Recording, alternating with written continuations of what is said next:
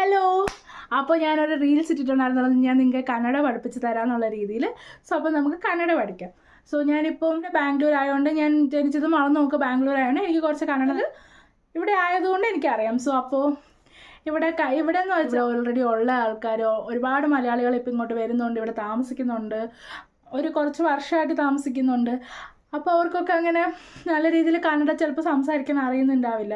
So അത് അവർക്ക് പഠിക്കാനുള്ള ചാൻസ് ചിലപ്പം കിട്ടിയിട്ടുണ്ടാവില്ല. സോ ഞാൻ വിചാരിച്ചു ഞാൻ കുറച്ച് ബേസിക് ആയിട്ടുള്ള നമുക്ക് അറിയേണ്ട കാര്യങ്ങൾ കന്നഡയിൽ ഞാൻ പറഞ്ഞു തരാം.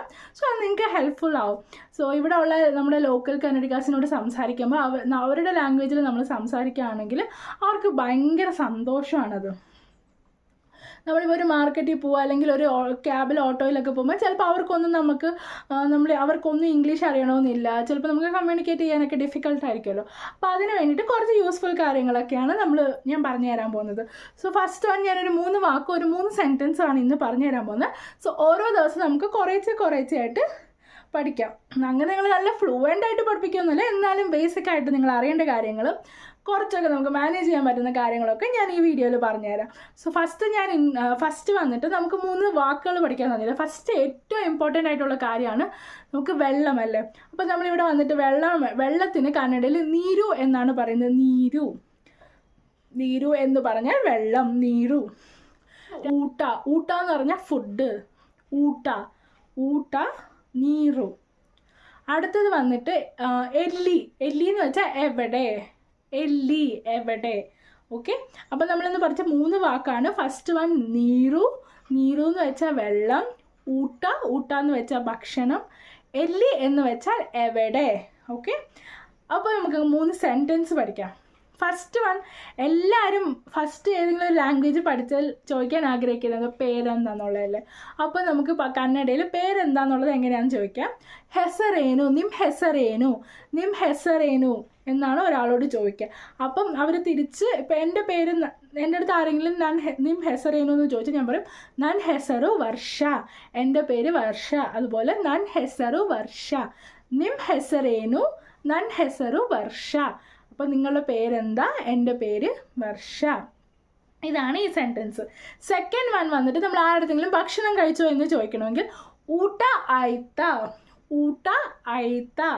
അപ്പോൾ അവർ ഫുഡ് കഴിച്ചെങ്കിൽ ഊട്ട ആയിത്തു എന്ന് പറയും. ഫുഡ് കഴിച്ചില്ലെങ്കിൽ ഊട്ട മാടില്ല, അല്ലെങ്കിൽ ഊട്ട ആകില്ല എന്ന് പറയും. ആകില്ല, മാടില്ല, ഇത് രണ്ടും ഒരേ അർത്ഥമാണ്.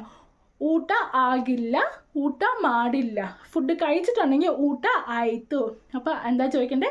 ഊട്ട ആയിത്ത, ഊട്ട ആകില്ല, ഊട്ട മാടില്ല, ഊട്ട ആയിത്തു. അപ്പോൾ ഇത്രയേ ഉള്ളൂ. അപ്പോൾ അടുത്ത ഒരു സെൻറ്റൻസ് എവിടെ പോകണം എന്നാണ്. ഓക്കെ, ಎಲ್ಲಿ ಹೋಗಬೇಕು എന്ന് വെച്ചാൽ എവിടെ പോകണം. അപ്പോൾ ഞാൻ പറയും, എനിക്ക് ഏതെങ്കിലും ഒരു സ്ഥലം പറയും, ഞാൻ കോരമംഗലയിൽ പോവാന്ന് പറയും.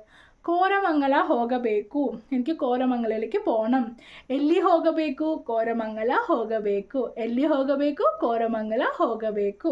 സോ നമ്മളിന്ന് പഠിച്ച 3 വാക്ക് എന്താണ്? നീരു, ഊട്ട, എല്ലി. വെള്ളം, ഫുഡ്, എവിടെ. അടുത്തത് വന്നിട്ട് നിം ഹെസറേനു, പേരെന്താ? നൻ ഹെസറു വർഷ, എൻ്റെ പേര് വർഷ. അടുത്ത സെൻറ്റൻസ് എന്താ? ഊട്ട ആയിത്ത. അപ്പോൾ കഴിച്ചിട്ടുണ്ടെങ്കിൽ ഊട്ട ആയിത്തു, കഴിച്ചിട്ടില്ലെങ്കിൽ ഊട്ട മാടില്ല, ഊട്ട. ഓക്കെ, അടുത്ത 3ാമത്തെ സെൻറ്റൻസ് എവിടെ പോകണം? ಎಲ್ಲಿ ಹೋಗಬೇಕು, എവിടെ പോകണം. അപ്പോൾ ഞാൻ കോരമംഗല എന്ന് പറഞ്ഞ സ്ഥലത്ത് പോകണം. അപ്പോൾ കോരമംഗല ಹೋಗಬೇಕು. അപ്പോൾ ഇത്രയേ ഉള്ളൂ ഇന്നത്തെ വീഡിയോ. നമ്മളിന്ന് 3 സെൻറ്റൻസും 3 വാക്കുകളും നമ്മളിന്ന് കന്നഡയിൽ പഠിച്ചിട്ടുണ്ട്.